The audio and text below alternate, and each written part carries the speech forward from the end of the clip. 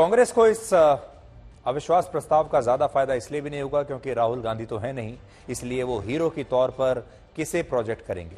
लेकिन आज प्रधानमंत्री मोदी के उसी भाषण के एक अंश की बहुत चर्चा हो रही है और वो अंश आज हम आपको दिखाना चाहते हैं, जिसमें उन्होंने तभी ये कह दिया था कि अब कांग्रेस पार्टी को 2023 में अगले अविश्वास प्रस्ताव की तैयारी करनी चाहिए और 2023 में जब अविश्वास प्रस्ताव लाएं तो अच्छी तैयारी के साथ लेकर आएं। आज आपको फिर से उनका यह बयान सुनना चाहिए और ऐसा लगता है जैसे उन्हें उसी समय पता था कि 2023 में एक और अविश्वास प्रस्ताव उनके खिलाफ लाया जाएगा। सुनिए आप। वो शुभकामनाएं मैं आज फिर देना चाहता हूं कि आप इतनी तैयारी करो कि 2023 में फिर से आपको अविश्वास प्रस्ताव लाने का मौका मिले। और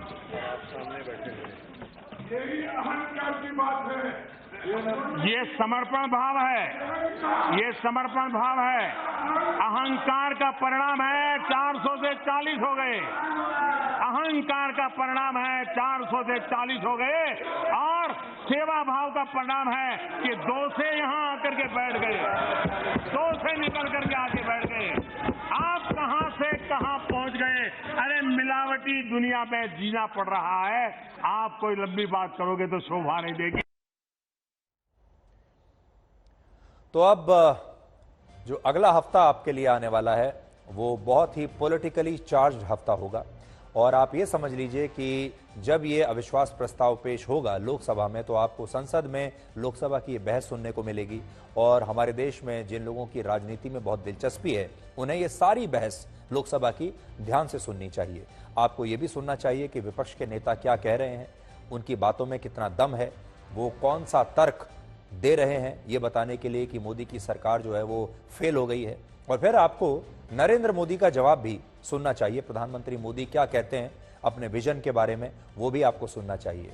लेकिन जो पुराना अनुभव है वो ये कहता है कि विपक्ष ने प्रधानमंत्री मोदी को बोलने का ये मौका देकर बहुत बड़ी गलती की है, क्योंकि वो इस मौके का पूरा फायदा उठाएंगे, इस मौके को वो चूकेंगे नहीं। और इसलिए उनका ये जो भाषण होगा इसको आप कह सकते हैं मोस्ट अवेटेड स्पीच, हाल के दिनों में ऐसा भाषण जिसका सबसे ज्यादा इंतजार लोगों को होगा।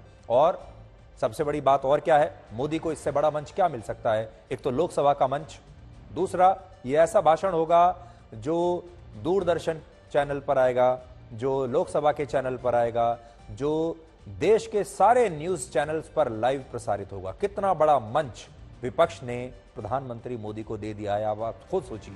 और लगभग उनकी जो बात है 100 करोड़ से ज्यादा लोगों तक एक ही दिन में पहुंच जाएगी। सोशल मीडिया के जरिए पहुंचेगी, टीवी चैनल्स के जरिए पहुंचेगी और लोकसभा के मंच पर एक तरीके से वो अगले चुनाव का जो एजेंडा है वो तभी सेट कर देंगे। तो ये उनका हो सकता है सबसे बड़ा चुनावी भाषण भी हो। पिछले 75 वर्षों में सबसे ज्यादा अविश्वास प्रस्ताव इंदिरा गांधी की सरकार के खिलाफ आए थे। इंदिरा गांधी की सरकार के खिलाफ 15 बार अविश्वास प्रस्ताव लाए गए और हर बार यह प्रस्ताव फेल हुआ, यानी यह प्रस्ताव हर बार गिरा है। पीवी नरसिम्हा राव की सरकार के खिलाफ 3 बार, मोरारजी देसाई की सरकार के खिलाफ 2 बार और राजीव गांधी की सरकार के खिलाफ 1 बार, अटल बिहारी वाजपेयी की सरकार के खिलाफ भी 1 बार अविश्वास प्रस्ताव लाया गया था। कांग्रेस के मुताबिक अगर अविश्वास प्रस्ताव किसी सरकार के फेल होने का पैमाना है तो फिर इस हिसाब से इंदिरा गांधी की सरकार के लिए कांग्रेस पार्टी क्या कहेगी, क्योंकि सबसे ज्यादा तो अविश्वास प्रस्ताव उन्हीं के खिलाफ आए थे।